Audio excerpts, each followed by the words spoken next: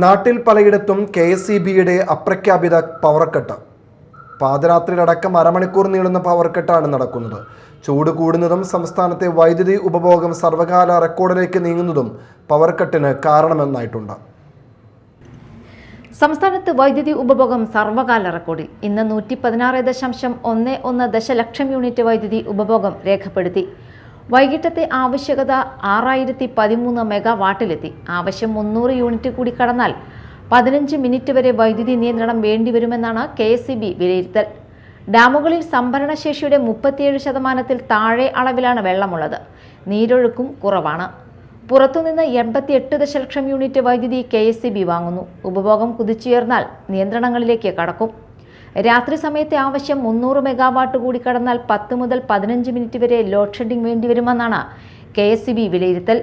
6300 megawatt പ്രസരണ ശൃംഖലയുടെ പരമാവധി ശേഷിയാണ്. ഫീഡറുകൾ നിശ്ചിത സമയത്തേക്ക് ഓഫാക്കി ലോഡ് കുറച്ചാവും നിയന്ത്രണം. നിലവിൽ ലോഡ് കൂടുമ്പോൾ സബ്സ്റ്റേഷനുകളിൽ പലയിടത്തും വൈദ്യുതി നിയന്ത്രണമുണ്ട്. അതുകൊണ്ട് തന്നെ ഈ കൊടും ചൂടിൽ ഉപഭോക്താക്കൾ വിയർത്തു കുളിച്ചേ മതിയാകൂ. പവർ കട്ടില്ലാത്ത കേരളം ഫ്ലെക്സ് ബോർഡിൽ ഉറങ്ങും. അതൊരു തെരഞ്ഞെടുപ്പ് സ്റ്റണ്ട് മാത്രമായിരുന്നു എന്ന് ഇപ്പോൾ തിരിച്ചറിയുക.